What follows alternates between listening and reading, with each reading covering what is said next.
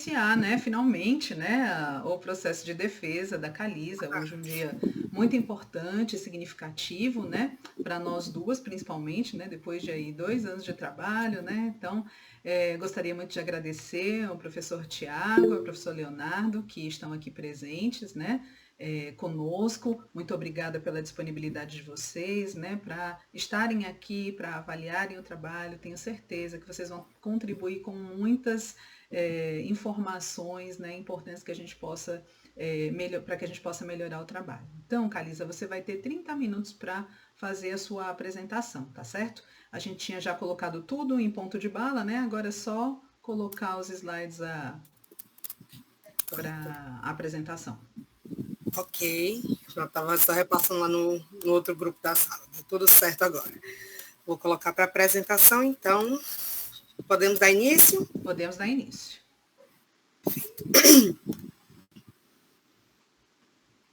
Tá dando para ver certinho, gente? Certinho. Pronto, então. Eu me chamo Calisa Holanda, né, e venho apresentar aqui, defender o meu trabalho denominado Avaliação de Sequência Didática para o ensino de História a partir do desenvolvimento de materiais autorais, digitais e educacionais. Deixa eu ver se eu consigo aqui. Desculpa, gente. Pronto, agora sim. A minha formação acadêmica, né? Eu sou formada em História pela Universidade Estadual do Ceará, UES, com pós-graduação Lato Sensu em História do Brasil, pela Universidade Estadual Vale do Acaraú. Trabalho na rede municipal aqui de Fortaleza desde 2016, mas já leciono desde 2010. E aqui está o meu propósito de buscar maneiras inovadoras de interações e intervenções na sala de aula, utilizando recursos tecnológicos para a promoção de uma aprendizagem crítica. Ao longo dessa pesquisa, nós nos deparamos, né, com problemáticas fortes dentro dessa questão do ensino de história, relacionado também com a questão tecnológica. Uma aprendizagem passiva, um distanciamento da realidade, pouca flexibilidade na expressão de opiniões, tomada de decisões, o vazio epistemológico, né, apontado ali por Aguiar, em 2013, e uma intensa escassez de pesquisa mesmo, quando a gente fala no processo de independência do Brasil, vinculado ao uso de tecnologias digitais. Então, através disso, a gente chega na justificativa, né, de que o nosso trabalho estaria voltado para essa questão do livro-jogo, com o construcionismo, embasando ali para desenvolver os conhecimentos dos nossos aprendizes. A tecnodocência e o MEID são as ferramentas que a gente vai buscar usar, que a gente buscou, aliás, usar, para que fosse possível desenvolver o trabalho. Essa tecnodocência que vem com essa relação horizontalizada, com a troca de saberes, uma progressiva fusão mesmo, de ensino, aprendizagem, avaliação. E, com isso, a gente constrói o produto educacional da sequência didática relacionada à independência do Brasil, mas que pode, né, ser aplicada em diversas outras áreas. A nossa pergunta principal da pesquisa é de que forma a aplicação de uma proposta de sequência didática pautada nos pressupostos teóricos do construcionismo e da tecnodocência para o desenvolvimento de materiais autorais digitais educacionais, os MEIDs, fazendo uso do software Twine para o desenvolvimento de livros-jogos por estudantes do 8º ano do ensino fundamental, como que isso influencia no processo de aprendizagem de conceitos e fatos a respeito do processo de independência do Brasil. Ao longo do trabalho também foram vistas, nós lidamos com perguntas secundárias, né, de que forma é possível desenhar um ASD, uma sequência didática, com esses pressupostos, né, com construcionismo, tecnodocência, para desenvolver MEIDs usando o Twine, qual o nível de qualidade que essa SD teria, quais dificuldades conceituais e factuais se apresentariam ali em relação a esse processo de independência do Brasil. Também, além dessas 3, surgem mais outras 3, de que forma o desenvolvimento dos MEIDs seguindo os pressupostos da tecnodocência e os demais pressupostos apresentados, conseguiriam alcançar, influenciar a compreensão dos nossos estudantes. As semelhanças e diferenças conceituais e factuais também a respeito desse processo de evidência, desse processo de independência do Brasil, como que vai ser analisado esses conhecimentos adquiridos, partindo do desenvolvimento dos MEIDs, no Twine, no caso. E que elementos a gente precisaria alterar, né, se fosse preciso alterar, após a aplicação em sala de aula. Dada essa estrutura, o objetivo geral seria avaliar de que forma a aplicação de uma proposta de ISD pautada nos pressupostos teóricos, construcionismo, tecnodocência, como que iria, né, através do uso, desenvolvimento do MEID, como que iria impactar o uso, né, o trabalho com os estudantes do 8º ano de ensino fundamental, como influenciaria nesse processo de aprendizagem dos conceitos e fatos pertinentes ao processo de independência do Brasil. Aqui a gente tem os objetivos específicos que foram, né, alcançados ao longo da pesquisa, desenhar a sequência didática, analisar a qualidade da SSD, analisar os resultados de aprendizagem que nós fizemos ali através da estatística descritiva, da análise textual discursiva, sugerir também elementos de redesenho para a SD, com base na análise que nós fizemos da qualidade da sequência, os nossos fundamentos teóricos, né, os que eu utilizei ali, aliás, foram, enquanto conceito, independência do Brasil, colônia e metrópole. Nós iniciamos trabalhando com outros, fomos recortando, né, e enxugando esse trabalho até ver o que seria o mais adequado a ser realmente dirigido aos estudantes e tudo mais. A dificuldade de aprendizagem conceitual, né, também aparece dentro dessa nossa fundamentação, assim como a dificuldade da análise de acordo com a historicidade. A gente não pode retirar um elemento histórico do seu contexto, né, que foi descrito e tudo mais. Quanto aos aspectos epistemológicos e ontológicos a respeito do nosso livro-jogo, do Twine, aqui a gente traz as definições que já foram mostradas na qualificação, que estiveram disponíveis ali no documento da dissertação. Esse livro-jogo, a ideia de estar trabalhando com ele, vem muito por ser uma obra lúdica, ficcional. Os estudantes não teriam que simplesmente se ater somente ao factual. Eles podem usar a ficção desde que esteja dentro de um certo quadro, vamos dizer assim, né? O Twine, que é esse aplicativo de código aberto que trabalhamos, ele se mostrou muito bacana de trabalhar ali para contar histórias interativas, não lineares, trazendo esse lado tecnológico para aquilo que nós queríamos demonstrar, certo? Com uma boa participação dos estudantes.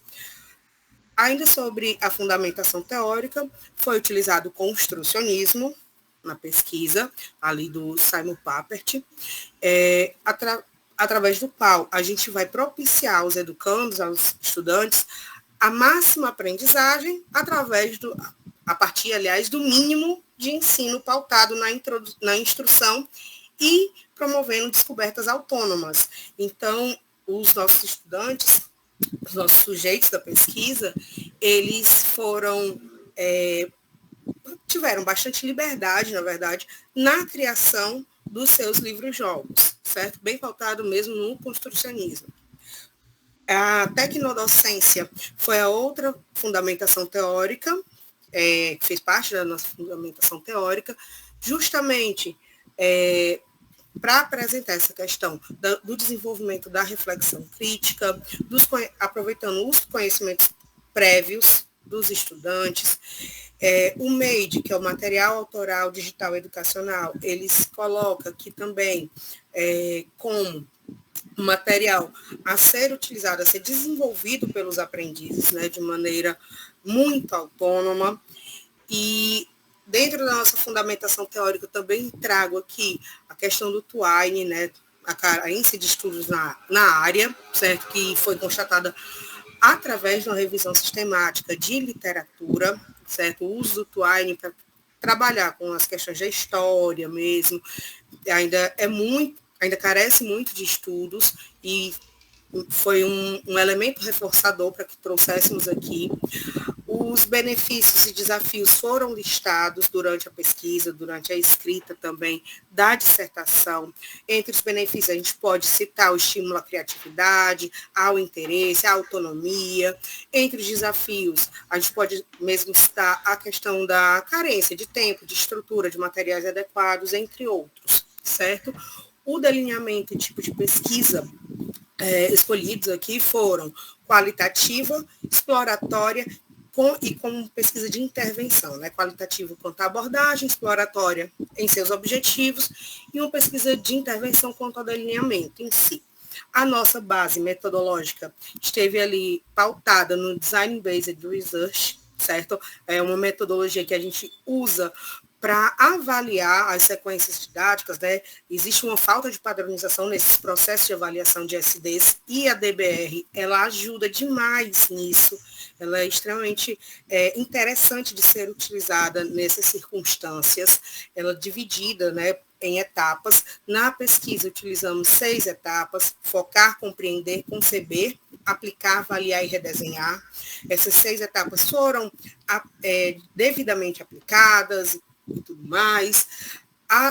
Aqui em seguida, nos slides, faço aqui uma descrição breve sobre as 6 etapas, né? Não vou me ater muito a essas etapas, elas estão devidamente descritas no documento da dissertação, né? Mas, basicamente, a etapa de focar é onde a gente vai delimitar ali a base científica, no caso a história, com a independência do Brasil. A base de ensino é o constitucionalismo e a tecnodocência, e a base tecnológica, o Twine. Na etapa 2, a gente vai fazer essa compreensão, pesquisar ali através da pesquisa bibliográfica, na verdade, com o objetivo de desenvolver uma análise epistemológica e ontológica dessa base científica. Na etapa 3, ela também é dividida em 3 fases, né? Etapa inicial, intermediária e final. A gente concebe, de fato, como que vai se dar esse desenvolvimento do trabalho em si, né? Então, é onde se apresenta a proposta, onde se coloca a assinatura, né, para o TCLE e para o TALE, os termos devidos, é onde a gente vai desenvolver ali o questionário inicial, experimentação e as intervenções. No caso, são as 10 intervenções em si, na prática, que foram realizadas com a turma de 8º ano citada, né? Aplicamos ali na etapa 4 com 37 estudantes de uma turma mista, com alunos entre 13 a 14 anos, em uma escola municipal aqui em Fortaleza, no bairro Conjunto Palmeiras, certo? E após essa aplicação, com a etapa 5, fomos avaliar essa qualidade da SD. Também avaliamos a descrição dos estudantes, os resultados de aprendizagem, para daí conseguirmos, com essa análise de dados, né, estabelecer como que essa sequência, avaliar essa sequência, como que ela interferiu, auxiliou ou não na aprendizagem dos nossos estudantes. A etapa 6, que seria a última, é a do redesenho, onde se coloca, né, a possibilidade de alterar a sequência didática, avaliar a qualidade da SD e, se preciso, indicar redesenho. Ainda nos aspectos metodológicos, né, foram seguidos os aspectos éticos e legais devidos, certo? Com a questão da submissão ao Conselho Nacional de Saúde, né, ao Comitê de Ética, a apresentação do TCLE e do TALE e a atribuição de códigos alfanuméricos para os estudantes, para que fosse preservada o anonimato. Quanto aos resultados de discussão, aí agora a gente entra na parte mesmo robusta, o que a gente teve aqui, né, analisando, foi muito interessante perceber que, após a aplicação das 10 intervenções e a análise da qualidade da sequência, a gente chegou a índices muito interessantes. A aplicabilidade ficou ali em 91,4% de alcance, a fidelidade da SD, 98,8%, e a clareza 90%. A qualidade total, né, geral da SD, então chegou ao 93,4%. Podemos classificá-la como ótima. E, apesar dessa classificação de ótima, que era a mais alta dentro da escala que nós adotamos, mesmo assim, a gente ainda pensou, né, ainda pensei ali em redesenho, junto com os estudantes, inclusive, que a gente vai apresentar em breve, que poderiam ser feitos na SD. Os nossos sujeitos, nossos estudantes, em sua maioria, tinham 13 anos quando a pesquisa foi aplicada. Esses dados foram obtidos através do relatório personográfico, devidamente descrito lá na nossa dissertação. Eles usam a internet por cerca de 2 a 3 horas diárias, mas a maioria por um período maior do que 5 horas, certo? Mesmo eles admitindo a proibição, na época não tinha essa lei nova, né, da proibição mais severa e tal, mas já era uma regra escolar quando foi aplicado. E mesmo sabendo que era proibido, foi alegado que pelo menos 1 horinha por dia na escola eles usavam o celular, né? No caso, que é justamente o equipamento tecnológico mais utilizado e também que a maioria deles possuem. Dentro das perguntas do relatório personográfico, foi constatado que os softwares que os estudantes mais utilizam estão ligados à edição de texto, à calculadora, à criação de formulário. Outros também foram citados, mas esses foram os que tiveram maior pontuação, digamos assim, certo? As principais atividades nas redes, né, na internet, dos nossos jovens, estão vinculadas ao uso de redes sociais para conversar, seguir interesse e assistir vídeos, séries e filmes. Então, são interesses mais voltados para a diversão, como a gente pode perceber. Após essa descrição do perfil dos sujeitos, né, eu gostaria de mostrar aqui a tela inicial de um dos MAIDs, lembrando que os estudantes tiveram bastante autonomia, então eu não interferi em, escreve assim, escreve assado, muda tal coisa. Não, isso foi com eles o que eu consegui ali, né, fazer para, digamos que auxiliar, não sei bem se um auxílio, mas só manter eles dentro da linha histórica, né, eles não poderiam fantasiar completamente, teriam que ser histórias com sentido. Então, aqui está a tela inicial do Heroínas da Pátria, feito pelo grupo 6, né? O trecho inicial, as 2 primeiras opções, eles focaram na história da Maria Filipa, né, heroína da independência, foi uma ótima escolha do grupo, inclusive. Quanto à análise de resultados da aprendizagem, quando a gente fala, né, na classificação de aprendizagem quanto ao conceito de independência do Brasil, os resultados são bem interessantes de começar na análise, porque quando a gente fala aqui no processo de aprendizagem, PAS, PAR e PAO, né, que são processo de aprendizagem de superação, retrocesso e oscilação, somados, nós temos 32,4% nesse processo de aprendizagem. Lembrando que o retrocesso ele é parte do processo de aprendizagem quando a gente desestabiliza as estruturas de conhecimento para que sejam feitas novas conexões. Somente 2,7% dos estudantes registraram estagnação de aprendizagem e 64,9% já estavam em finalização de aprendizagem quanto ao conceito de independência do Brasil. Além disso, né, quando a gente fala na identificação de elementos vinculados ao conceito, porque se distinguem, né, os elementos vinculados com o próprio conceito, são 2 coisas distintas, a gente vai ter um resultado que ele é ainda mais curioso. Quando eu tenho 67,5% em processo de aprendizagem, né, isso já depois de aplicada as 10 intervenções, né, já após a análise do questionário final comparativo ao questionário inicial, feita essa estatística descritiva, né, e essa análise textual também discursiva, e 18,9% dos estudantes permaneceram em estagnação e 13,5% em finalização de aprendizagem. Logo, a maioria está em franco processo de aprendizagem, mesmo se eu comparar com os 2 outros índices. Quanto ao conceito de colônia, né, porque não dá para falar de independência sem falar de colônia e metrópole também. Quanto ao conceito de colônia, mais uma vez se repete aqui um índice muito interessante quanto ao processo de aprendizagem. Quando a gente une PAS, PAR e PAO, a gente chega a esses 48,6%.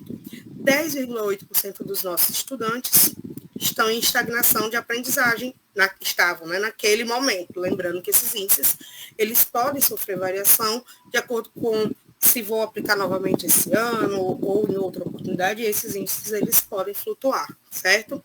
Que isso é algo inerente a esse tipo de aplicação. E 40,5% em finalização de aprendizagem quanto ao conceito de colônia. Já quanto ao conceito de metrópole, 51,3% dos estudantes estiveram em processo de aprendizagem, o que é um índice também muito interessante. Somente 5,4% estagnaram.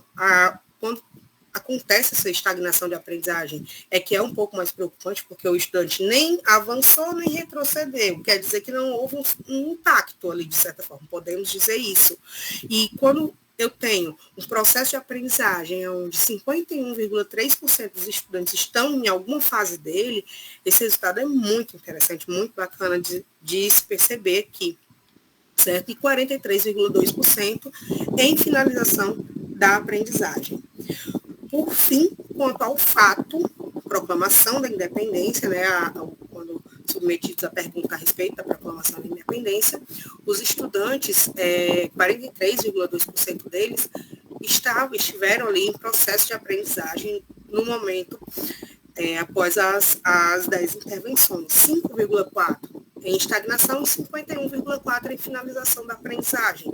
Quer dizer, a gente já vai ter um índice maior voltado para essa finalização da aprendizagem, como se os estudantes já soubessem melhor sobre essa proclamação da independência.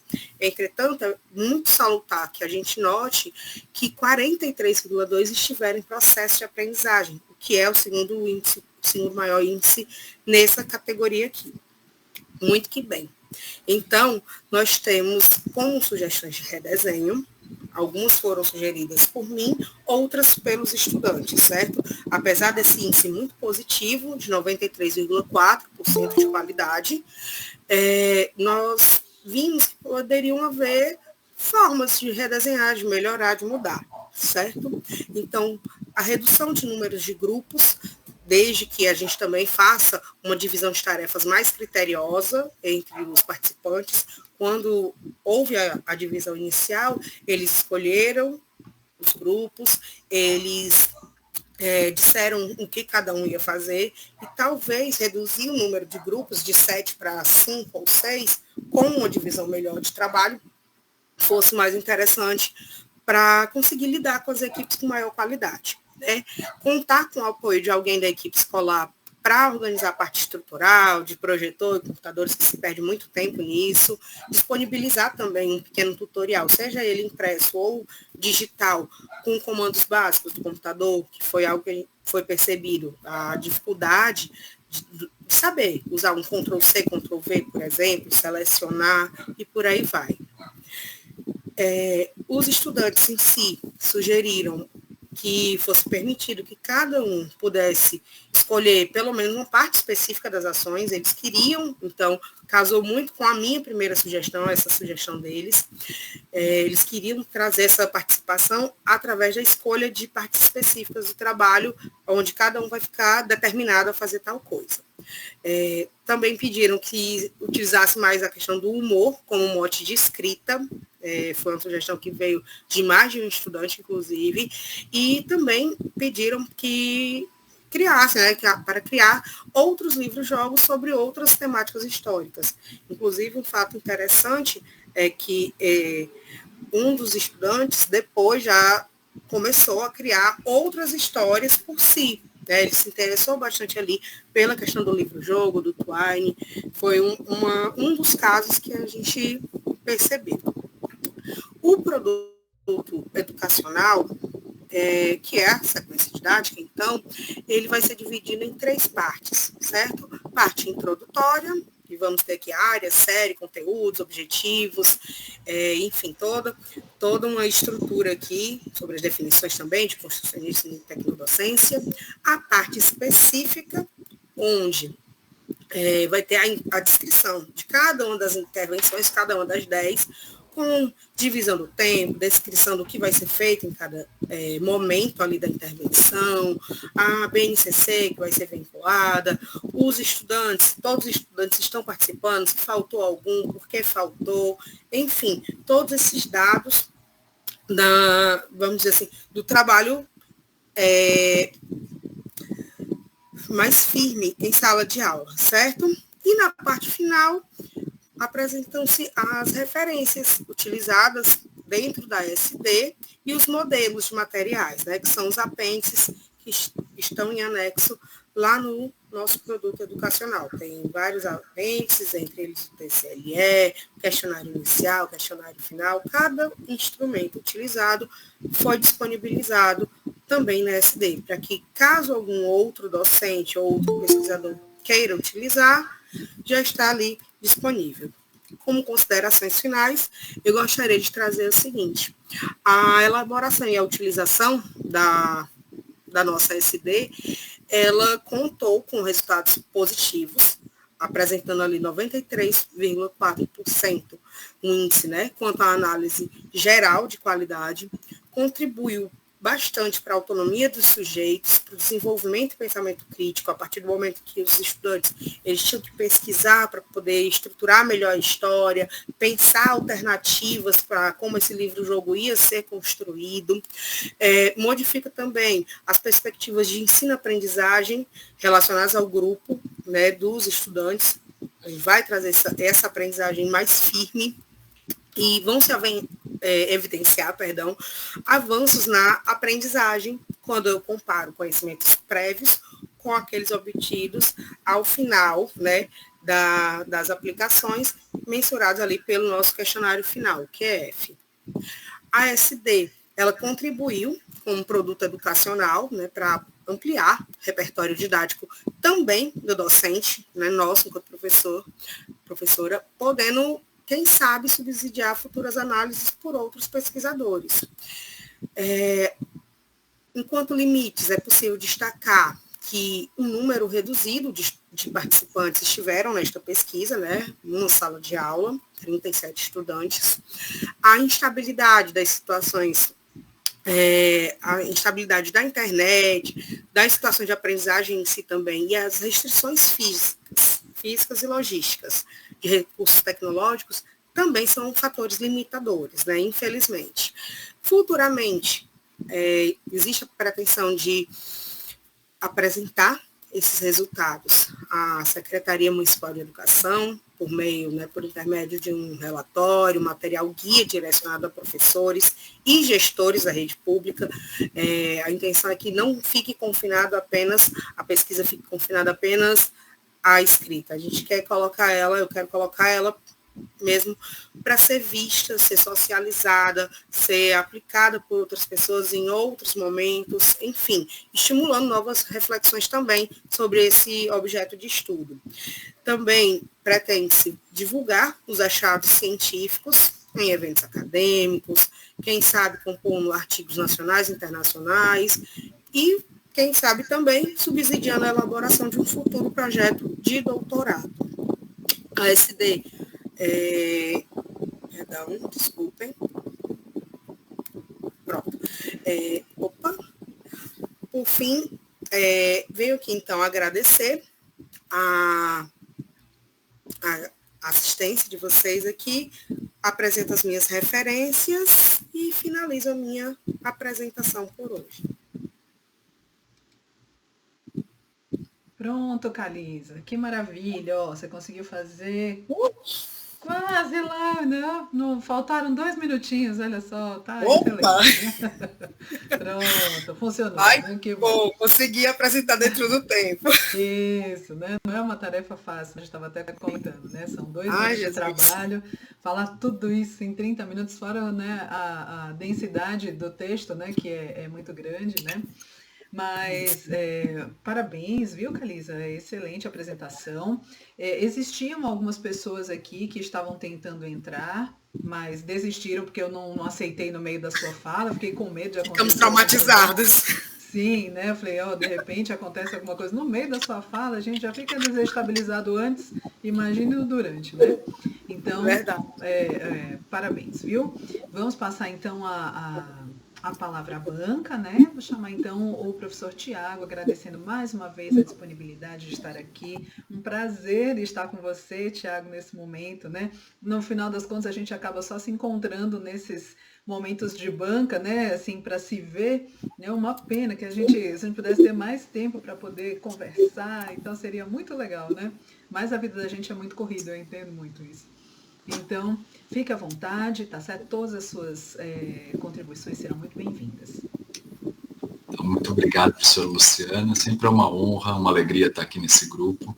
Queria cumprimentar também a Calisa, é isso? Falei certo? Isso, Calisa. Calisa, parabenizá-la pelo trabalho, pela apresentação. Cumprimentar todos que estão aqui nos acompanhando, sobretudo o professor Leonardo Pereira. Uma honra, uma alegria estar aqui com você, querido. Bom, vamos lá, Calisa. Eu vou tentar ser muito breve. Eu fiz até um parecerzinho para me ajudar, porque eu me perco um pouco, eu vou me empolgando, a professora Luciana conhece. E eu tenho respeitado muito a questão temporal, porque eu sei que cansa para quem está assistindo e cansa para você que está num processo agora de defender aqui o seu filho, né? Então é importante isso. E eu quero ser o mais objetivo possível no intento de contribuir não só para a confecção, a entrega final desse texto, mas também nessa consolidação da pesquisadora Calisa. Eu acho que é muito importante isso, trazer essas reflexões, né? Eu costumo sempre dizer, se chama defesa, é porque vai ter um ataque, né, Calisa? Mas assim, a gente tenta amenizar esse ataque para mostrar que eles são ataques às fragilidades da pesquisa, mas ao mesmo tempo que vão dar robustez e fortaleza, potência para a pesquisadora que está aí aflorando e que trouxe essa pesquisa maravilhosa.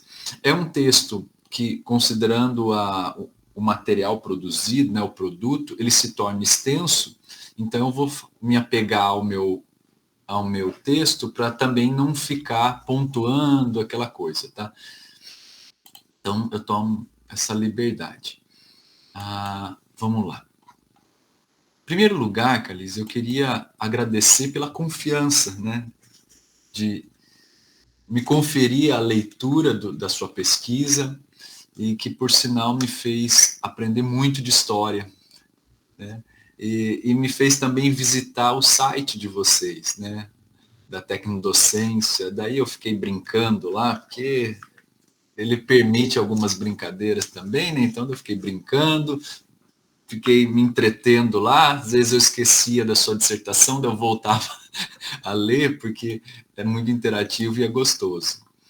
E vamos lá. É com grande honra e uma dose, fato, né, de admiração, que eu me debruço sobre essa dissertação de mestrado, produzido no contexto da tecnodocência, no grupo de pesquisa da professora Luciana.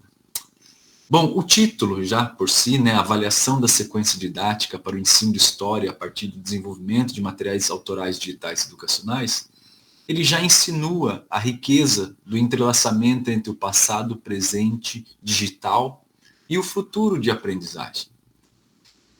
Permita-me também dizer que ao percorrer essas páginas, não apenas com o olhar analítico de quem avalia, mas também com a sensibilidade de quem busca o ritmo e a poesia na construção desse conhecimento.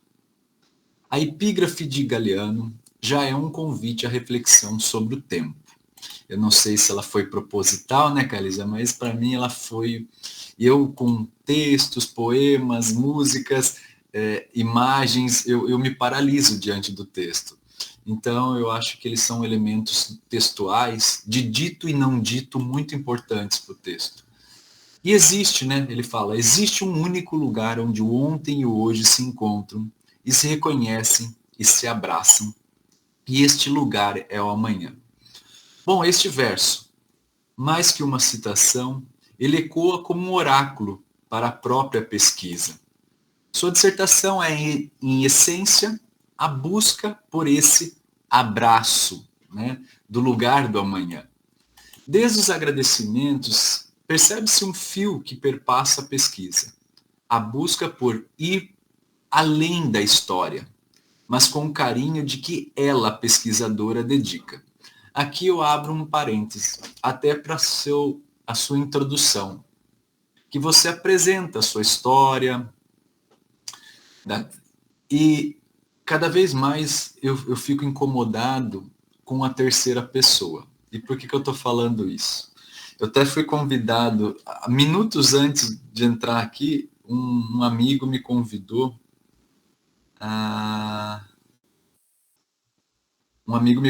para fazer uma palestra de abertura num evento, um congresso internacional que vai ter em outubro em Goiânia. E daí ele falou assim, você pode me dar um título? E eu mandei para ele, né? É possível ser rigoroso e flexível? O papel das narrativas na pesquisa. E eu estou falando isso porque essa pesquisa ela tem uma autora, ela chama Kalisa, né? E é tão estranho muito quando eu vejo esses textos, a autora sair do texto para falar dela, né? Então cada vez mais eu defendo essa coisa assim, quem é você para falar de você? Eu sou muita coisa. E eu acho que a Kalisa ela tem que se considerar muita coisa, porque ela tem propriedade e fala para falar dela. É óbvio que às vezes é importante sair da ilha para enxergar a ilha. Esse é um movimento de reflexão, um movimento ontológico, que ele é valioso. Mas a ilha saindo de si para olhar para ela, não deixa de ser ilha. Então acho que a Kaliga pode falar ali naquela introdução, né? Tá fria, né? Falando, pesquisadora? Não, a primeira pessoa, você existe, você já é na pesquisa. Você é a pesquisa de certa forma também. Então esse é um primeiro apontamento que eu faço, não é uma imposição, é uma sugestão para tornar o texto mais humano, né? Pelo menos naquela parte. Eu brinco muito, dos meus textos eu brinco de primeira e terceira pessoa facilmente. Até o pessoal fala, mas não pode. Eu falo assim, não é que não pode. Os manuais geralmente sugerem usar a terceira pessoa. Mas eu gosto muito dessa desobediência epistemológica que se revela na insubordinação criativa que a gente tem. Então, é a primeira sugestão que eu faço. Não ela dedica, né, a pesquisadora, mas você dedica. Essa dualidade, essa inquietação saudável, é o motor que impulsiona a sua investigação. E é aqui, talvez, que a primeira reflexão epistemológica se impõe.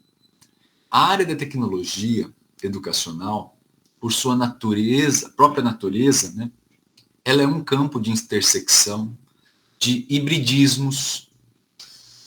E não se trata de abandonar a história, mas de interrogar essa história.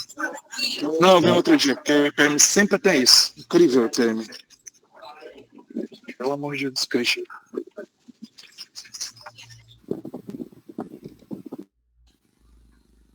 Oi, Lu. Pronto, ok. Desculpa. Oi, Lu, fecharam até aqui o microfone. Posso continuar ou fomos invadindo? Desculpa, viu, Thiago?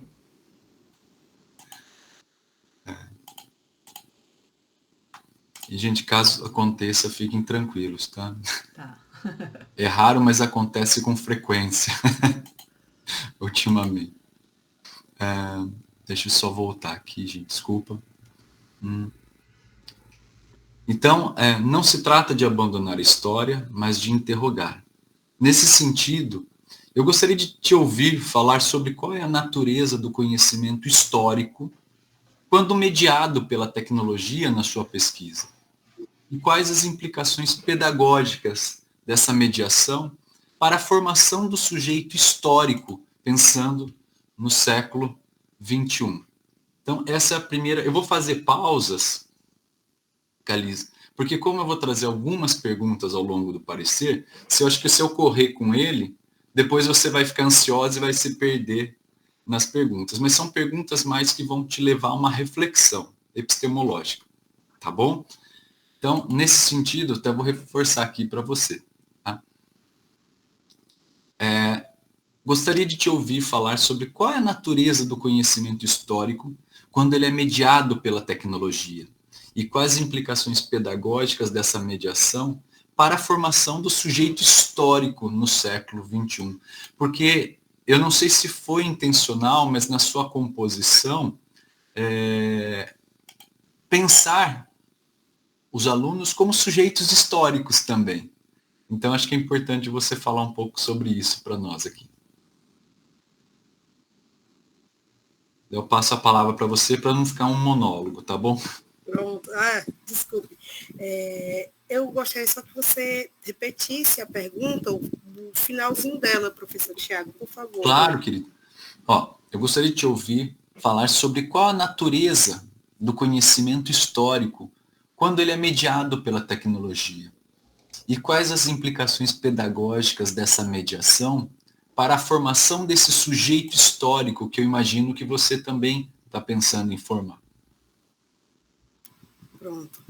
Eu acredito que essa natureza desse conhecimento histórico, ela venha muito da questão de enxergar o estudante, né, o aluno, o adolescente, como uma pessoa que está ali não só para aprender, mas ele vai ter acesso a esse conhecimento histórico, ele vai se apropriar desse conhecimento histórico, quando ele vem permeado dessa tecnologia, desse uso da tecnologia, para além do uso de redes sociais ou do entretenimento, então eu consigo conciliar que o conhecimento histórico seja aproximado do meu estudante, né? Concilio através não só do uso comum da sala de aula, mas dessa mistura, esse intermédio com a tecnologia.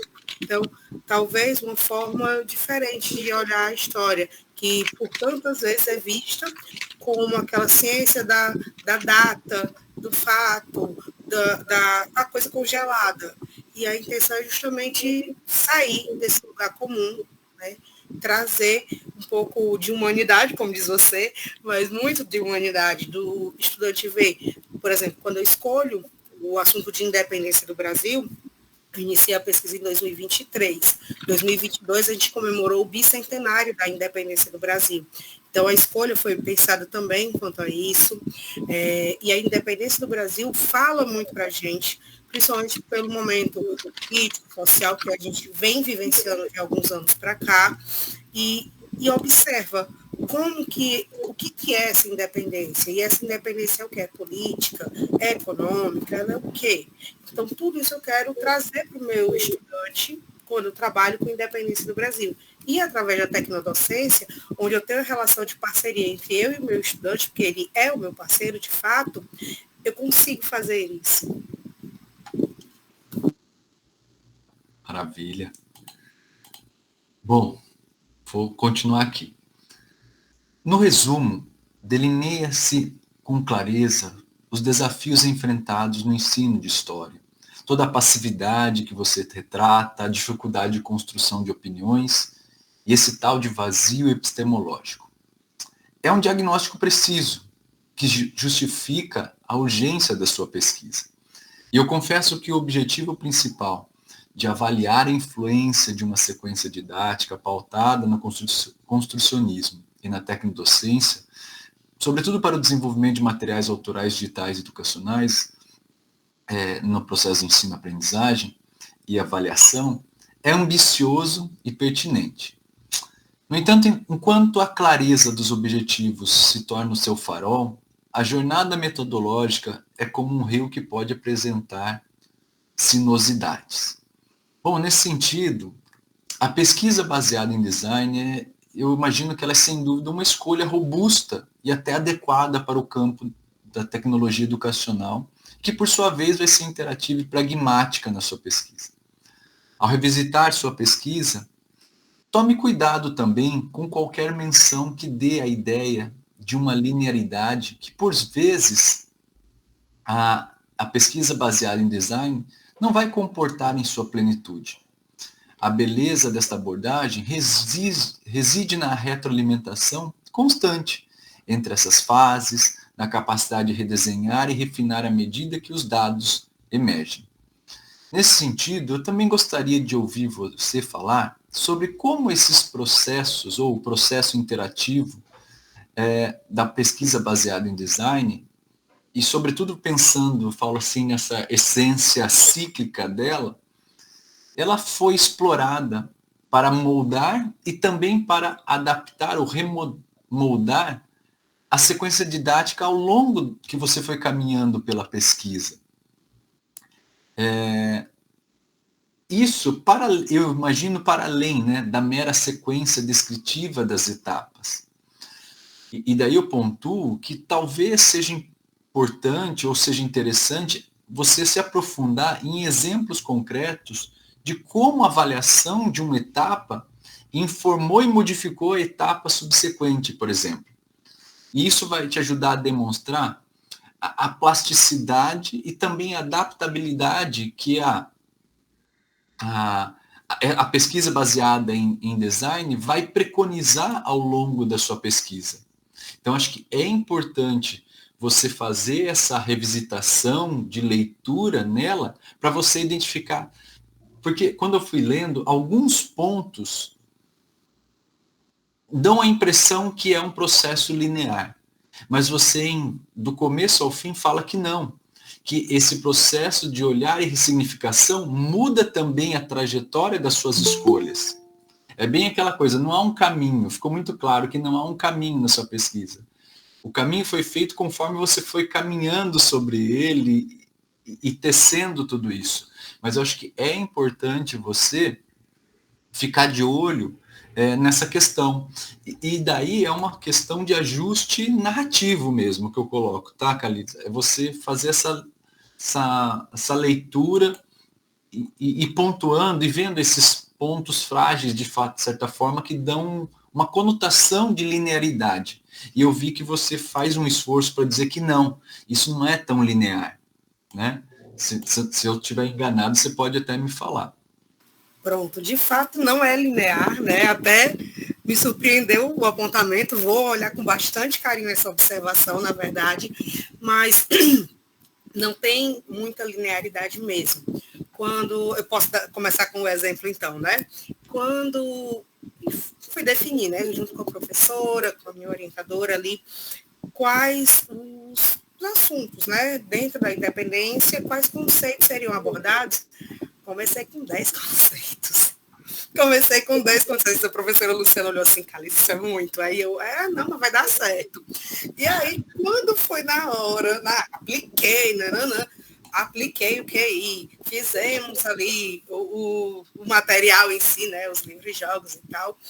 E aí quando foi, QF também, bonito, quando foi para analisar, que eu vi o tamanho das planilhas, Jesus.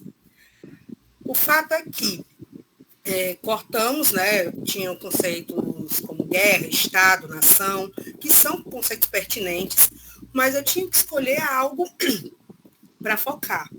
E esse foco escolhido foi justamente, né, permanecer ali com independência, os conceitos ligados ali, e colônia e metrópole, porque eu vi o quê? Se o meu estudante ele domina essa base ele vai conseguir também, provavelmente, no seu dia a dia, saber os outros. Detalhe, quando eu escolhi esses outros conceitos, na época, o que é que acontece? No livro do 8º ano, que a gente trabalha, esses conceitos eles são abordados em um dos capítulos iniciais e depois são retrabalhados lá na frente no capítulo de independência. Então, a escolha ela foi muito acertada porque eu estava vendo o quê? Conhecimento prévio do meu estudante. E aí, quando eu fiz o recorte, eu não perdi nada. Na verdade, eu ganhei em qualidade porque eu pude analisar melhor. E aí vem essa questão do ciclo, né? Eu olho para frente, mas eu também olho para trás, vejo o que eu tenho, o que eu posso trazer e o que eu poderei propiciar ao meu estudante no futuro. Então, é um ciclo mesmo. Quando eu falo assim, nessas 6 etapas, né? Focar, compreender, conceber, aplicar, avaliar e redesenhar, tem o reaplicar, que seria uma 7ª fase, mas que ela não comporta aqui dentro do mestrado, pelo tempo do mestrado, né? Que são só os 2 anos, mas são fases que elas podem se intercalar. Quando eu resolvo, por exemplo, uma das intervenções, eu não vou lembrar qual o número dela agora no momento, certo? Mas uma das intervenções, ela levaria, em tese, ia levar uma aula, né? 2 aulas de 50 minutos.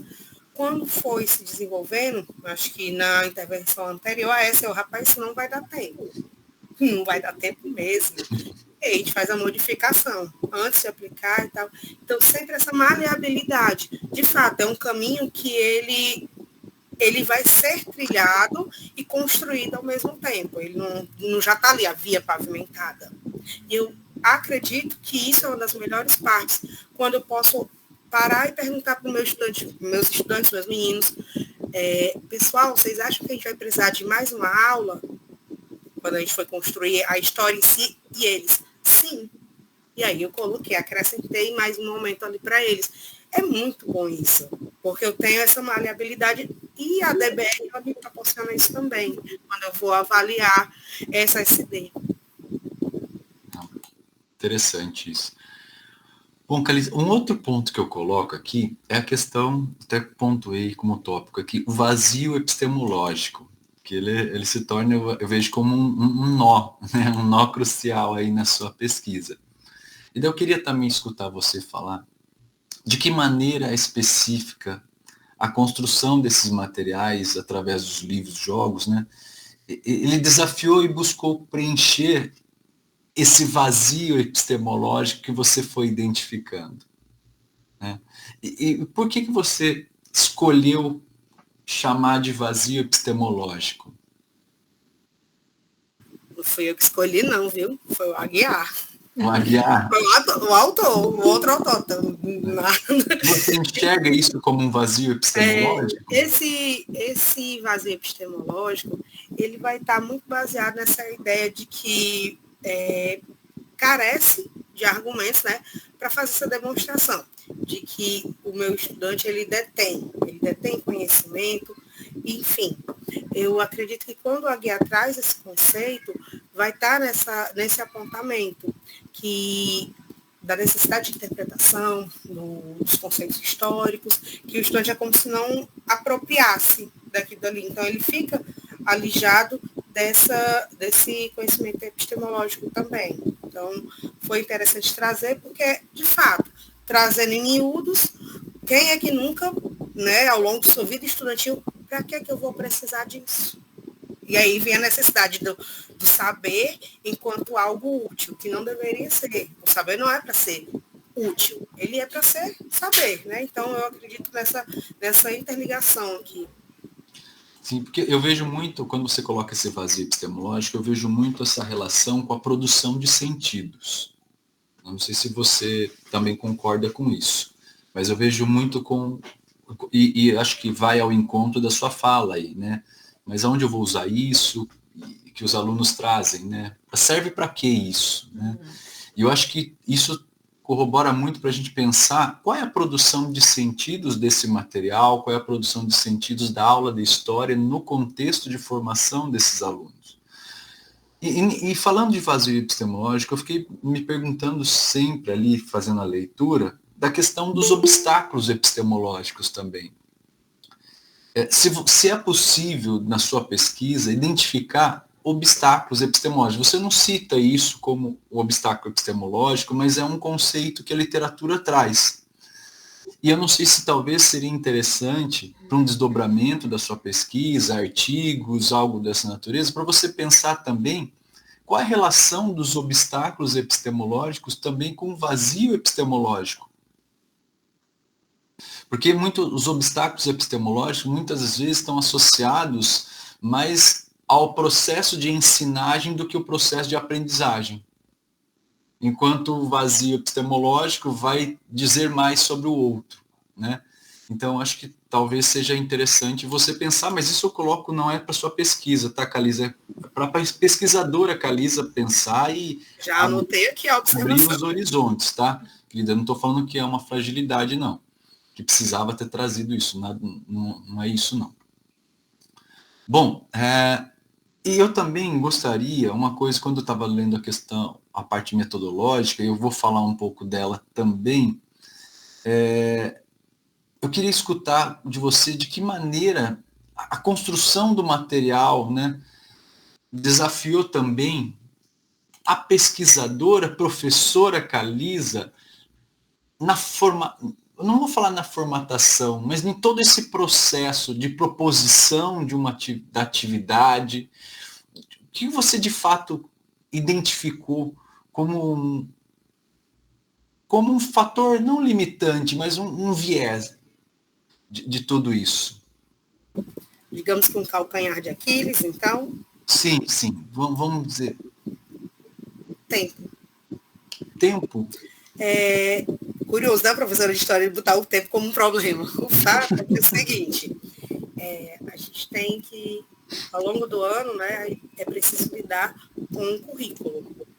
E o currículo ele existe um tempo pré-determinado. Quando eu tiro mais de um mês, né, que foram acho que 2 meses praticamente de aplicação, para trabalhar um assunto, alguma coisa vai ficar de fora desse currículo dessa turma nesse ano. Então, fazer a escolha pela aplicação, com X intervenções e tudo mais, também é lidar com o tempo. E confesso, ganhei muito junto à turma, né? Ganhei muito da atenção deles. É uma turma que foi escolhida por N motivos, né? E apesar disso, apesar desse obstáculo, né, da questão do tempo, de lidar com esse contexto, para além das intervenções, a turma se deu muito bem. Inclusive, eu colho resultados até hoje, né? Estão no 9º agora, a gente aplicou ano passado, estão no 9º agora, e é uma turma que pergunta, né? Quando é que vai ter de novo? Esse quando é que vai ter de novo, ele tem um sabor muito especial, porque mesmo tendo o obstáculo, de fato, a questão do tempo, do currículo, eu tenho que, né, o que a secretaria manda, vem aqui, não sei nem se eu posso falar isso aqui, que vai ficar gravado, não falei nada. Mas, apesar desse obstáculo, eu também ganho. Então, ali, esse quando vai ter de novo, que é o interesse, é a curiosidade, eu quero, é o querer. E esse querer, ele vem se apresentando cada vez mais difícil dentro da sala de aula do ensino básico.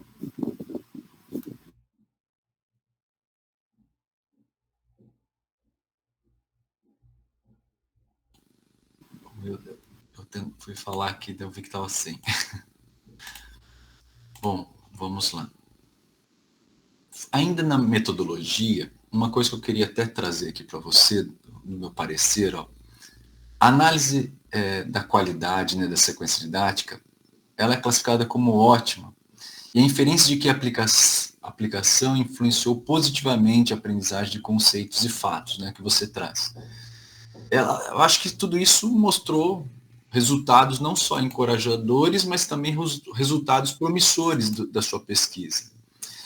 Porém, a questão da metodologia, né, e da análise dos resultados de aprendizagem, utilizando, daí vou colocar aqui, como você colocou, estatística descritiva e uma adaptação da análise textual discursiva, eu acho que ela vai demandar um exame mais detido da sua parte. Por que eu estou falando isso?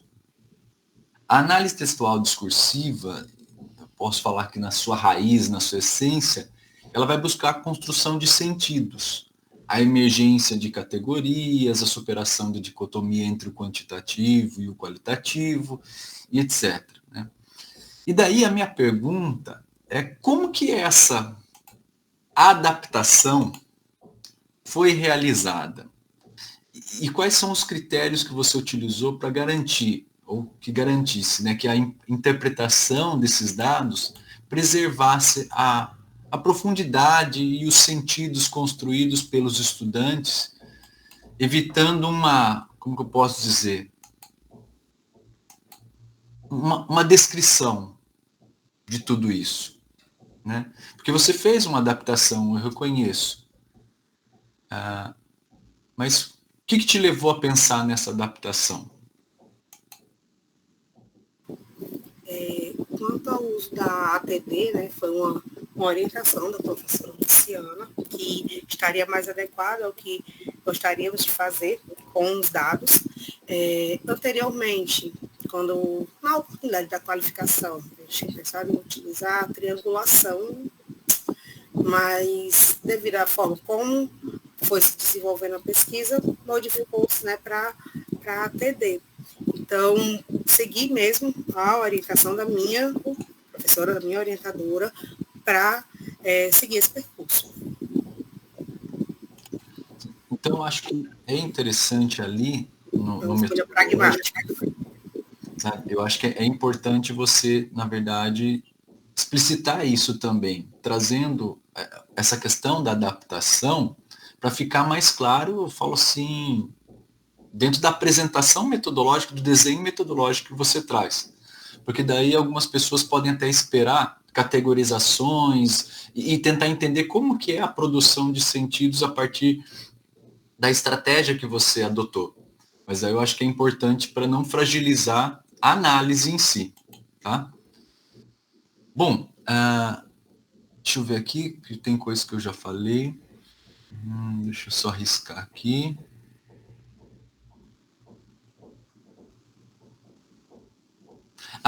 Aqui é uma observação que eu faço, que eu acho que é interessante, Calise, você descrever em algum lugar como que... deixa eu ver aqui.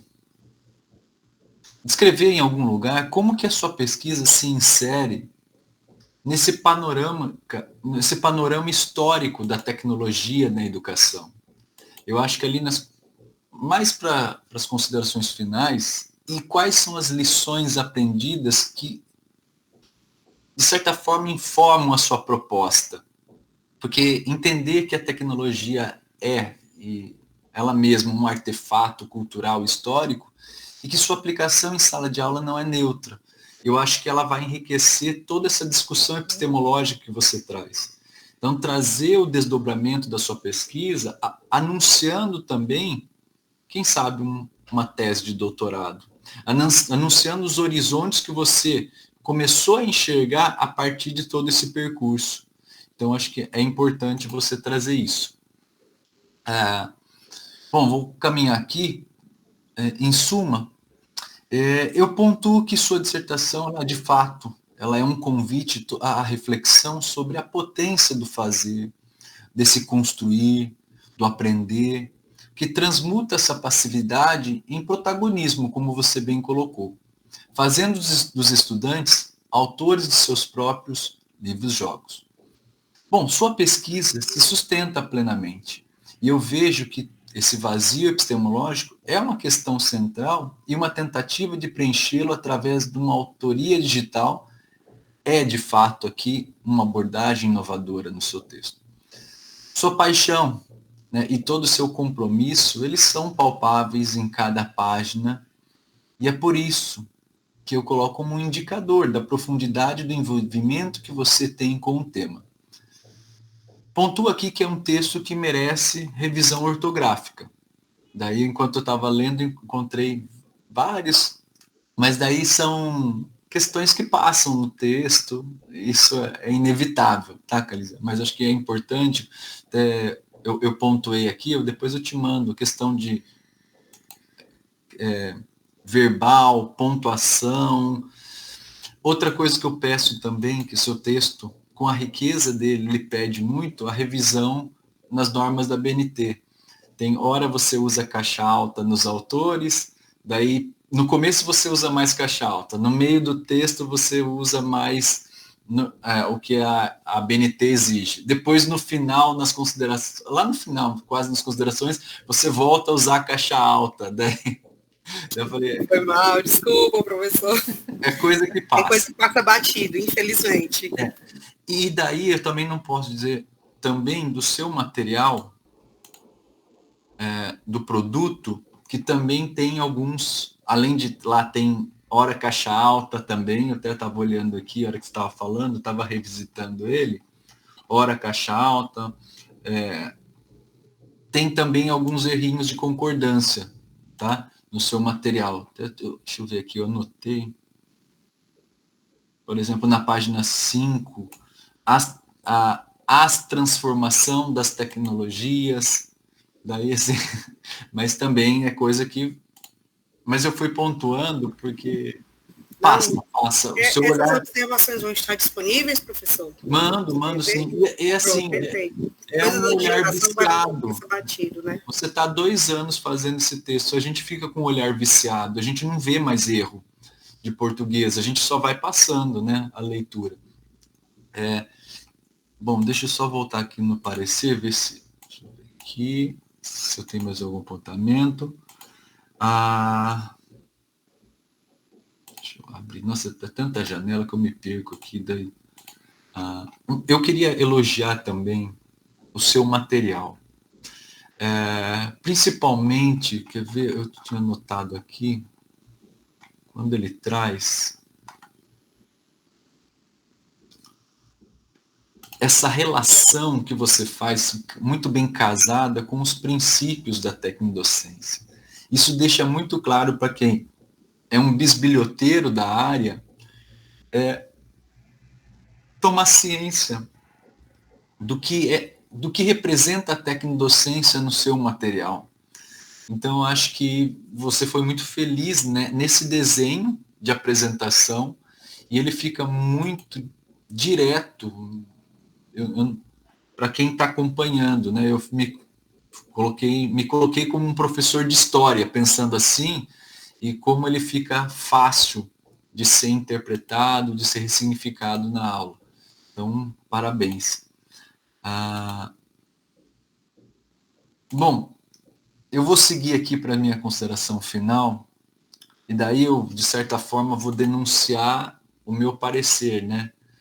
Que a sua dissertação, ela de fato se torna um manifesto pela essa reinvenção da escola, das práticas pedagógicas, do cotidiano escolar, e tudo isso pela coragem, como você falou na epígrafe, de abraçar, né, o digital para além de um recurso, além de uma ferramenta, além de um instrumento, mas também eu coloco a potência de não pensar tudo isso como um artefato, mas a sua dissertação mostra a potência de pensar ela como um mentefato. Eu gosto muito desse conceito, mentefato. Ele não existe, tá, Calisa? Mas eu gosto dele, nessa brincadeira de artefato, mas pensar como mentefato, né? E você traz tudo isso como um espaço de criação e de ressignificação do conhecimento. Então, por isso que eu toquei na questão da metodologia e dessa adaptação, no sentido de você mostrar a produção de sentidos conforme você foi caminhando nessa categorização, nessa identificação, o que, na verdade, salta aos seus olhos de pesquisadora nessa interpretação, né? E eu queria novamente reforçar e agradecer pela oportunidade de leitura, da aprendizagem, tantas coisas de história, né? Eu não me sinto uma pessoa ali especialista em história, mas o tanto que eu aprendi com você, e sobretudo também pela confiança que você depositou na minha leitura, no meu parecer, tá? Então, como eu falei que o meu parecer ia denunciar a minha postura, eu vou te mandar o texto lá, você vai ver que vai ter um pouco de rabisco, um pouco de amarelinho lá e etc. Mas isso, na verdade, não diminui em nada a sua pesquisa. Pelo contrário, eu acho que se o meu trabalho era encontrar inconsistência, ranhuras e encontrar algo que não se sustentasse, eu posso dizer que eu encontrei uma baita pesquisa de uma pessoa que se demonstrou apaixonada pelo que faz, e que eu acho que isso te faz uma mestra em educação, tá bom? Então eu não vou falar mais, senão eu fico denunciando a minha fala aqui. Mas obrigado, Calisa, e eu gostei muito de ver sua postura na apropriação e nas respostas, tá? Eu acho que é muito importante. O que justifica a defesa em si é a minha robustez, o meu vigor na defesa das minhas escolhas epistemológicas, das minhas escolhas metodológicas, Eu acho que é isso que nos forja como pesquisadores também, tá? É não só entender o rigor, a formalidade da pesquisa, mas o vigor, como ela nos atravessa, como ela nos ressignifica e como produzimos sentido na nossa prática para ela. Na verdade, você transformou uma prática em praxis aqui, né? E trouxe isso muito bem escrito. Tá bom? Parabéns, minha querida. Obrigada. Obrigada, Tiago. Nossa, que bacana. Além de ser poético e emocionar a gente com as suas palavras, né? Você trouxe um elemento que para mim é muito importante e eu acho que é a questão do merecimento da Calisa em estar aqui, nesse momento, neste local, né? Apresentando esse trabalho dessa forma. Então, eu acho que todas as perguntas que você fez e tudo que você trouxe de contribuições são muito pertinentes porque a Calisa merece, né, esse cuidado e essa atenção, porque ela realmente se dedicou muito a esse trabalho e a gente vê, né, no texto dela o quanto ela está ali. Então, muito obrigada, Tiago, viu, por todas essas palavras, por tudo que você trouxe, né, que eu tenho certeza que é engrandecedor, né, vai trazer muito mais elementos aí para o trabalho da Calisa. Tem um aspecto que você conversou com ela também a respeito da questão do currículo, e a Calisa falou sobre a questão do tempo, né? E nas discussões que eu tenho com o Robson, a gente fala assim, olha, essa questão do currículo, para a gente fazer diferente na escola, não é fácil. A gente tem encontrado um caminho que são as disciplinas eletivas, que saem, né, daquele contexto do conteúdo que você é obrigado a trabalhar, né, durante o ano letivo. Então, a gente consegue ter mais liberdade para fazer um trabalho até interdisciplinar, que é o que a gente está fazendo agora, né? Indo com biologia e física ao mesmo tempo para a sala de aula, com 2 professores, 3 de áreas diferentes. Então, a gente está conseguindo essa penetração por meio das eletivas, mas você fazer isso no currículo que está posto, né, na escola é uma tarefa assim, bastante difícil. E eu acho que a Calisa conseguiu trazer, né, todos os elementos assim, que mostram o quão complexo é fazer aquilo que a gente gostaria de fazer, né, de uma maneira mais leve, mais tranquila, né? Mas, excelente, muito obrigada. Eu vou passar então a palavra ao professor Leonardo. Professor, seja bem-vindo, muito obrigada, viu, também pela sua presença e disponibilidade. A palavra é sua agora nesse momento. Professora Luciana, obrigado. Estão me ouvindo bem? Sim. Perfeito. Sim. Bom, obrigado mais uma vez, Calisa, professora Luciana, pelo convite. Saudar também o professor Tiago, né? É sempre bom tê-lo aqui na banca, revê-lo, né, e ouvir as suas belas palavras, né. Eu queria participar de uma defesa com esse dom da palavra que o professor Tiago tem, né, de ser elegante, poético, né, e é muito legal, assim, as contribuições que ele traz, né, bem pertinentes.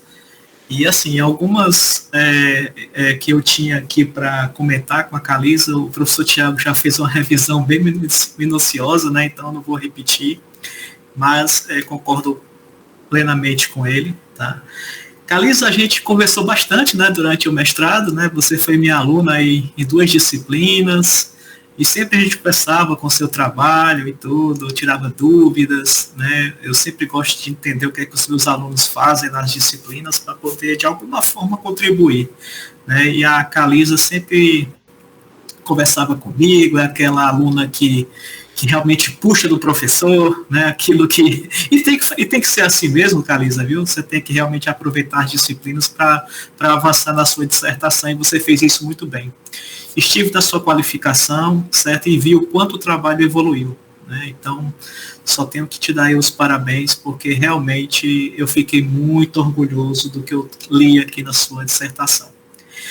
Então, Calisa, a parte textual, né, o professor Tiago já falou, né, o texto carece de uma revisão tanto ortográfica quanto também de formatação, certo? Eu mesmo, né, costumo adotar o overleaf, né, com os meus alunos, mas mesmo assim parece que mudaram algumas coisas na biblioteca, ou mudaram no template, e alguns depósitos de dissertação voltaram. né, mesmo usando aquela ferramenta automática que eles mesmos disponibilizam, né, eles mesmos reclamaram. Né? Então, assim, eu já coloquei aqui algumas que eu já vi, né? Aí você já pode se livrar, certo? Vamos dizer assim, dessas checagens que eles fazem, tá? Uma delas é a parte de formatação. Se você vê os resumos e o abstract, eles estão com palavras-chave nos dois, tá? Em português, né? Então, como eu tenho toque, isso é bom para um revisor, né? Quando bate uma coisa dessa, eu olho logo, né? E algumas coisas estão Arial, né? Tem que estar tudo Times, né? New Roman. Links, né? Tem que estar com a data de acesso, porque eles mudam com frequência, né? Isso a ABNT já coloca. O professor Tiago já ressaltou, né? Parece que o começo do texto ele está todo na ABNT antiga, no meio ele muda para a ABNT atual e no final ele volta, certo? Mas eu anotei isso na sua dissertação e, assim, quando a gente escreve o texto, a gente fica viciado em não ver essas, precisa um olhar de terceiros para poder enxergar esse tipo de coisa, tá? E é o papel da banca, né, aqui, lhe ajudar com isso, certo? Deixa eu ver o que mais. Bom, tá aqui tudo anotado, eu vou passar para você, para sua orientadora, tá? Para vocês avaliarem. No finalzinho da introdução, parece que ficou alguns resquícios da qualificação. Você cita aqui o capítulo cronograma, né? E não tem mais cronograma, você já terminou, né? Inclusive, já deram spoiler aqui da sua dissertação, que está muito legal. Então, eu anotei esses pontos aqui, tá? De alguns textos que ficaram na qualificação para você revisitar, certo? Bom, ficaram aqui algumas dúvidas. O resto eu vou lhe mandar via PDF anotado para você avaliar com a Luciana se vale a pena mudar ou não, tá? A primeira pergunta que eu me fiz ao ler o seu texto, na versão final, o porquê que a sequência didática, que é o seu produto educacional, ela vem após a análise dos resultados. Eu não entendi muito bem essa ordem. Você poderia explicar por que ou foi na versão que eu recebi também? Não tem, acho que eu não consigo apontar um motivo específico, assim. Foi mais uma questão de organização mesmo, para deixar o texto fluido e a SD tá ali após essa apresentação dos resultados. Acho que mais essa questão mesmo. Entendi. Não é uma coisa bem específica. Porque, assim, minha visão, certo? Eu acho que apresentar primeiro a sequência didática, né, e depois você falar dos resultados que foram obtidos, parece ser um caminho mais, assim, mais comum. Mas, assim, de qualquer forma, deu para entender perfeitamente, né, o que você fez e tudo, né, e nada, não atrapalhou de jeito nenhum a minha leitura. É só mesmo, assim, que o padrão, né, que eu vejo seria esse, certo?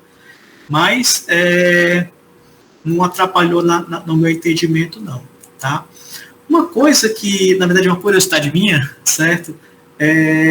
Se você fez uma avaliação prévia dos instrumentos de avaliação que você aplicou, se você fez tipo alguma coisa de pré-teste, alguma coisa assim, para validar esses instrumentos que foram aplicados na avaliação. Não, a gente não fez pré-teste, né? Foram elaboradas as perguntas e tudo mais, passou pelo crivo da professora Luciana, sim. Estariam atendendo ao que era necessário, mas não teve uma prévia aplicação com os estudantes, por exemplo. É isso que você quer saber, né, professor? Isso. Ou então, tipo, foi baseado em algum trabalho relacionado ao seu. Você pegou aquelas questões como base, né, dos seus instrumentos, e você só enriqueceu. Mas não, foi construído mesmo do zero, né? Sim, do zero. Certo.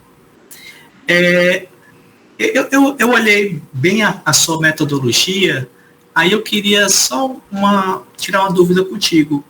Ela hoje, como ela foi escrita no capítulo, ela pode ser facilmente replicável por outro pesquisador, né, que não seja você? Eu acredito que sim. Quais seriam os requisitos, vamos dizer assim? Eu acredito que é possível ser replicável, né? Claro que cabe melhorias, sempre, ainda mais depois que eu ver as observações suas e do professor Tiago, e até mais algum apontamento que, após uma próxima leitura, possa ser feito. Mas creio sim que pode ser replicado, e não só em história. É possível adaptar a sequência para outros assuntos, inclusive outros já assuntos. tem planos de aplicar até fora da escola, ótimo. Texto, já viagens futuras, digamos assim. Porque lendo várias vezes, eu já ia lhe dar essa sugestão. Mas tudo bem. Ainda bem que já está aí, você já cedeu o sinal, né, para melhorias futuras, né? Ou trabalhos futuros, né? Certo. Tá, isso aqui o professor Tiago já comentou, deixa eu passar. Eu tenho visto, isso é mais em dissertação e tese, e a gente também coloca nos artigos, até para não levar muita pancada, né? Assim, quais são, assim, na sua visão como pesquisadora, que está concluindo aí o mestrado, quais são, assim, as limitações ou as ameaças à validade da sua pesquisa? O que você enxerga hoje, assim, de limitações que podem impactar nos seus resultados? O que é que você acha, assim, como pesquisadora? Eu acredito que o fato de ter sido aplicado em uma única turma é um fator limitante, né? Infelizmente, naquele momento e até hoje, eu não vejo como conseguiria aplicar em mais de um. São as questões práticas, né? Mas vejo como um fator limitante, sim. Essa questão de, são só 37. Eu sei que temos, né, é assim porque uma turma é constituída assim, etc. Mas gostaria, né, que fosse possível um maior número de estudantes, até para ter um universo maior de sujeitos nessa pesquisa. Eu tenho feito isso muito nos meus artigos, colocando essa seção, justamente para evitar perguntas. Então, assim, fica a dica, certo? Para quando você for publicar, né, lembrar disso daí. Bom, isso aqui é bom. Deixa eu só passar isso aqui eu já comentei. Tá. Uma coisa interessante, né? Você tem um capítulo de introdução, onde você coloca várias perguntas, né? E você tem também um capítulo, né, de objetivos. É interessante que explicitamente nas considerações finais você resgate esses objetivos e mostre que eles foram cumpridos e que as perguntas também foram respondidas. Porque aí você fecha todo o ciclo da sua pesquisa. Então, aquilo que eu prometi no começo, eu realmente fiz, certo? Então, é deixar explicitamente... Tem algumas dissertações que eu vejo... Tipo isso? Trazer... ou adaptar... E você pode trazer a pergunta e dizer, olha, no capítulo tal, seção 2, né, foi feito isso daqui, porque isso aí mostra a completude da sua pesquisa. A gente consegue ver, né, eu que já conheço há mais tempo a sua pesquisa, eu consigo enxergar que você cumpriu tudo que você prometeu, você fez, né, mas assim, um leitor, né, leigo, né, seria interessante, né, explicitamente mostrar que tudo que eu prometi eu cumpri, né, fazer aquele checklist final. Certo. Bom, algumas coisas de ABNT.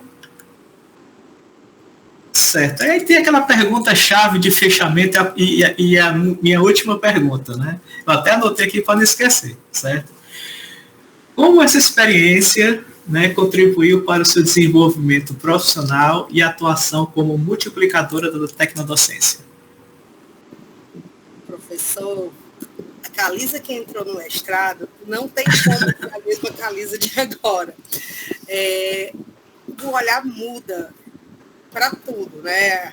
Até a questão mesmo dos 10 princípios, quando você vê, você já está ali aplicando, né? Do professor enquanto aprendiz, do aluno ser o seu parceiro. Essa tomada de consciência, eu ouso dizer, ela foi importantíssima para a minha construção enquanto professora nos últimos 2 anos e nos próximos anos que virão. Porque é incrível, assim, quando eu, na verdade, se me permite, né, quando eu escolhi correr para o PPGTE, qual foi ali a minha mente, né? Eu poderia, como até tentei, né, o mestrado em História, mas não deu certo. E aí, quando surgiu o PPGT, rapaz, eu vou para cá, vou tentar aqui, porque eu queria sair da minha zona de conforto. É bom estar confortável, é uma delícia, mas bom mesmo é aprender o que é diferente, né? Então, não larguei a mão da história de jeito nenhum, mas eu abracei a tecnologia e a tecnodocência. E eu não imaginava que eu fosse me apaixonar tanto por isso também. E essa paixão, ela permeia cada vez mais o meu fazer pedagógico em sala de aula. Sim. E, Calisa, enquanto professor, eu só tenho a agradecer a sua postura em sala de aula. Você foi um aluno exemplar, né? Você estava no lançamento do livro, tão prometendo doutorado, e você tem perfil. Opa, viu? Tomara. Então, eu lhe espero aqui no PPGTE, né, no doutorado, porque não pare não, viu? Você realmente tem veia de pesquisadora, tá? E eu li os seus agradecimentos, né? Eu vi também que o mestrado lhe fez super bem, né? Coisas foram superadas, né? Então, assim, só tenho a lhe dar os parabéns, porque eu, assim, essa mesma, vamos dizer assim, isso que você passou, que você colocou no seu agradecimento, eu também consegui superar, viu? Então, eu sei o quanto é difícil, viu? Então, parabéns por isso também, viu? É isso. Obrigada. Luciana, obrigado. Calisa, obrigado.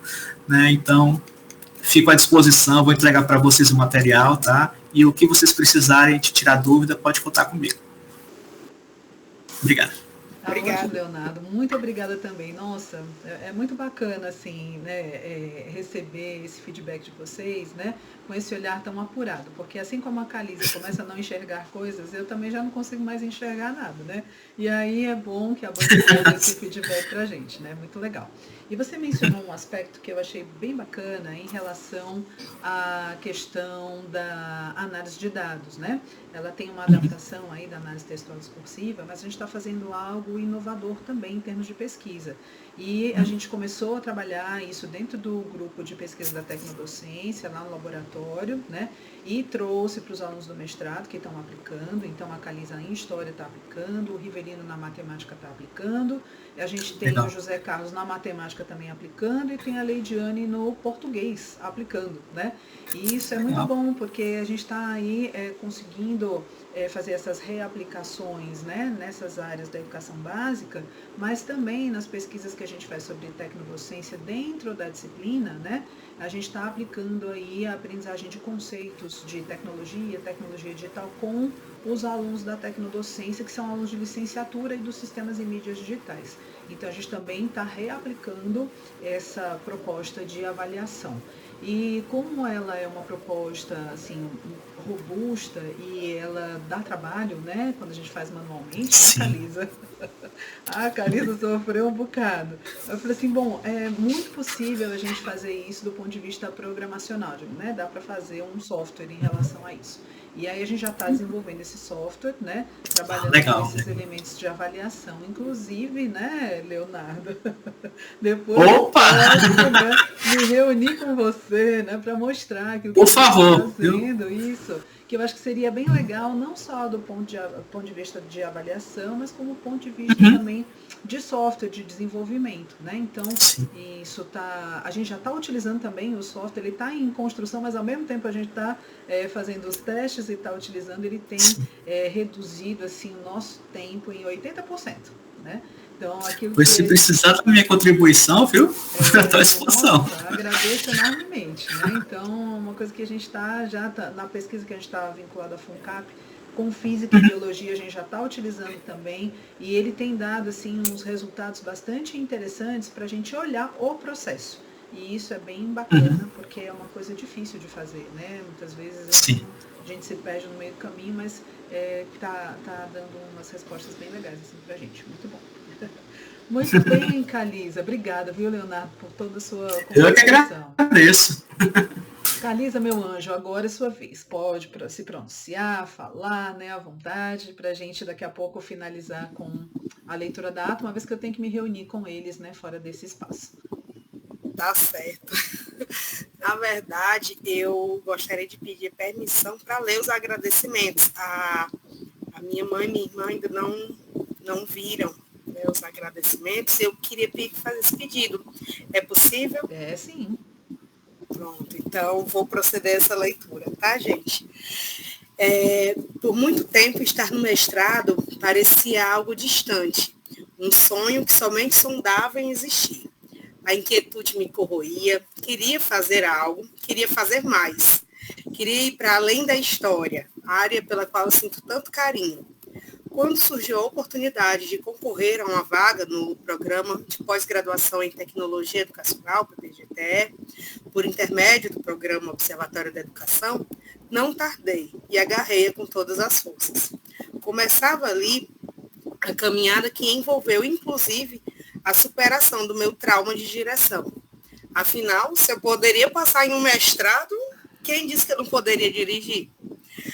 Procedo ao agradecimento, em primeiro lugar, ao divino, ao que não consigo explicar, mas que me cerca, rodeando-me e nunca me deixando desamparada, sendo recosto e refrigério para as minhas angústias e brilho para os meus olhos.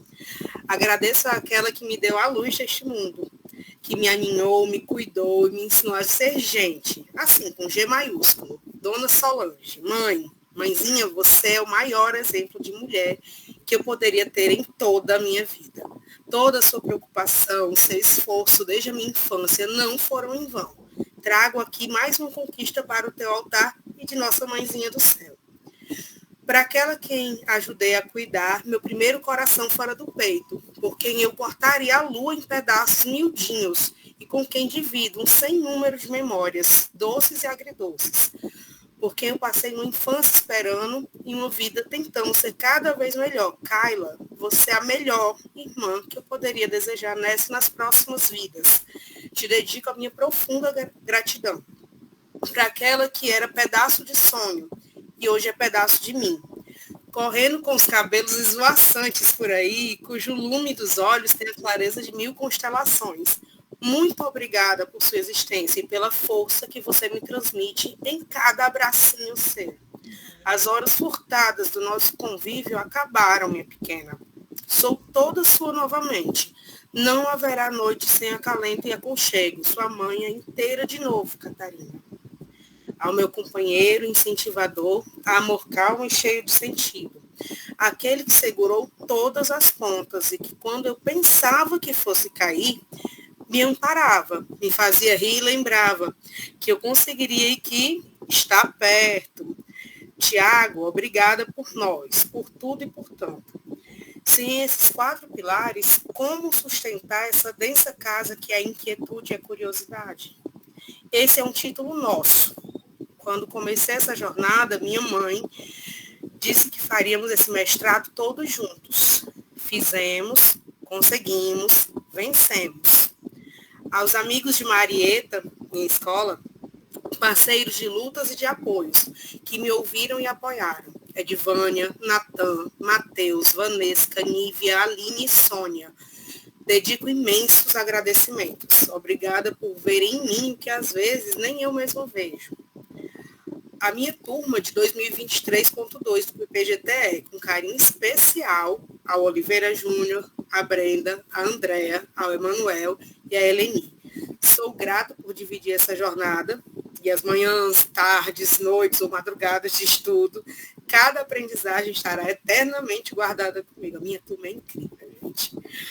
Aos meus estudantes, meus meninos, meus parceiros de sala de aula, a quem direciono dedicação e afeto e por quem sou afetada nessa caminhada da docência.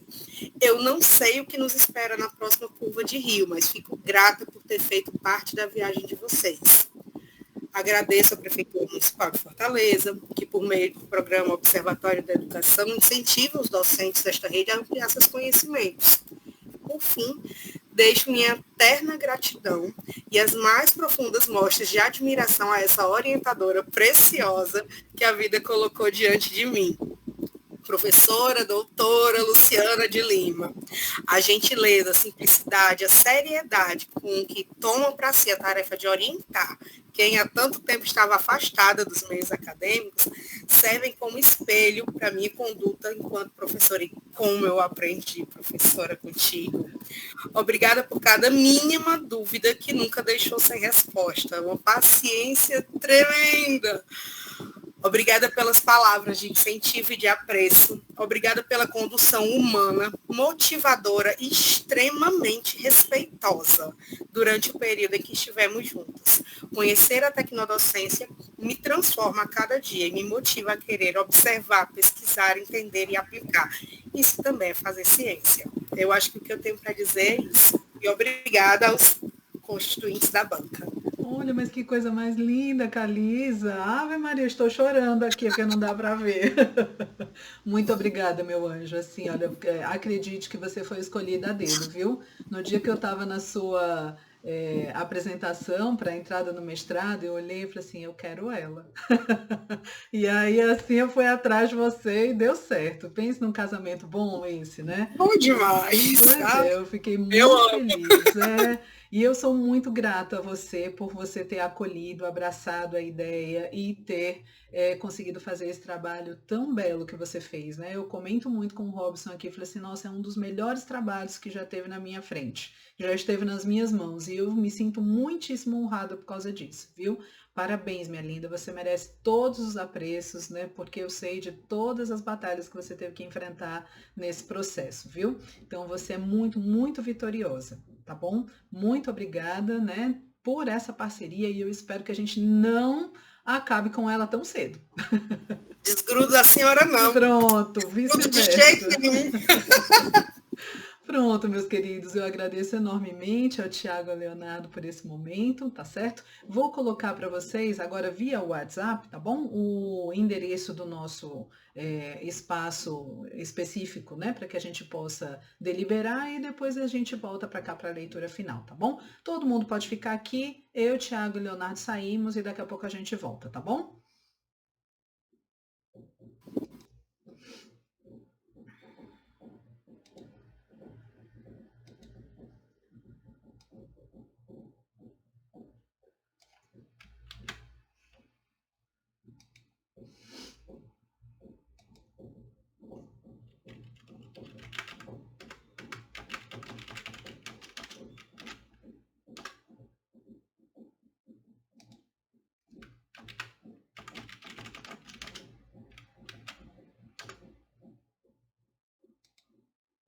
Um dia depois eu já vou estar em João Pessoa, na Ampere, então é difícil. Mas eu vou chegar no Ceará. Não tem nada não. Vem, a gente quer você aqui. Muito bom. Então, agora, né, voltamos da nossa reunião, vamos fazer a leitura da ata. Eu vou aqui pegar o texto. Muito bem, estamos aqui. Ata de defesa. Como parte das exigências para a concessão do grau de mestre, às 13 horas do dia 22 de julho de 2025, realizou-se a sessão pública da defesa de dissertação de mestrado da aluna Calisa Holanda da Silva. O trabalho tem como título Avaliação de sequência didática para o ensino de história a partir do desenvolvimento de materiais autorais digitais educacionais. Compunham a banca examinadora os professores doutores Luciana de Lima, orientadora, Leonardo Oliveira Moreira, Tiago Henrique Barnabé Correia, da Universidade Federal do Triângulo Mineiro. A aluna expôs oralmente a sua dissertação, em seguida os membros da banca procederam à arguição e a sessão foi finalizada com a aprovação do trabalho por parte da banca examinadora. Parabéns, Calisa! Olha aí! A mestre do momento, muito bem, legal. Parabéns, minha linda, muito merecido, viu? Muito obrigada, Tiago, obrigada, Leonardo, obrigada a todos que estiveram aqui com a gente nesse momento. Quem eu não consegui colocar para dentro, vai ficar gravado já eu coloco no YouTube e disponibilizo para todo mundo. Tá bom, Calisa? Tá ótimo, obrigada. Parabéns, mestre. Deu tudo certo. Olha, parabéns, Calisa. Depois vão dizendo que as coisas não dão certo. Pois você é, me menina, dizendo depois de uma também. invasão hacker, ai meu Deus do céu, não sei se vocês acompanharam, mas que dor no Ali um coração, né? detalhe. Então, passou, só foi aquela e não teve mais, graças a Deus. Luciano, na semana passada a gente estava numa defesa de doutorado e o tema da banca era ensino religioso. E daí acontece isso, você imagina. Depois, Nossa, claro, vira motivo de risada. sim, Mas no ato ali é muito deselegante. é muito desesperador, é horrível. Fica, porque ninguém Que sabe o que triste. fazer, né? É Mas está muito. acontecendo muito, muito. E eu não tinha nunca vivenciado isso, e eu não sabia onde é que eu tirava a imagem, como é que eu fazia para tirar a pessoa do lugar. Olha, uma confusão, viu? Mas não tem nada. É bom que a gente aprende, da próxima já sabe o que fazer. Tem que estar aí imunizado para isso. Numa outra banca também abriram o microfone, estava um professor fazendo arguição, mas eles falavam tanta besteira, mas tanta besteira. Meu Deus Eu do vou dizer céu. só uma para vocês. Na pandemia, a gente tinha que ficar dando aula Sim. pelo Meet. Imagina isso, com os Acontecia adolescentes. muito, né? Essa é um bocado. Nossa, Ah, horrível. Maria, não aguentava mais ver uns negócios aí feios. É, horrível. Mas é, passou, Acontece. né? Virou história agora. Pronto. Não vai estar na ata, fica tranquilo. Não vai estar Eu tô na começando a achar ata. que isso é ritual do mestrado, será, meu Deus? Não, e nem ficou gravado também, viu, Calisa? A gente só Ainda tá bem. gravado porque a gente tá falando aqui, mas não apareceu nada. Excelente. Pois então tá bom, gente. Muito obrigada, Tchau, né, a gente. todos e a Obrigada. todas. Abraço, Fiquem bem, gente. vão com Tchau, Bruno, Deus. manda um abraço pro Tchau. Rob, por Leonardo, favor. Manda, Thiago, pode deixar. Manda Luciana. sim. Tchau, Leão. Tchau, tchau. Fiquem bem. Calisa, meu anjo, né? Estamos aqui, vou só interromper a gravação, só para a gente dar um grande finale, tá bom? Tá certo. Aqui. Thiago KL.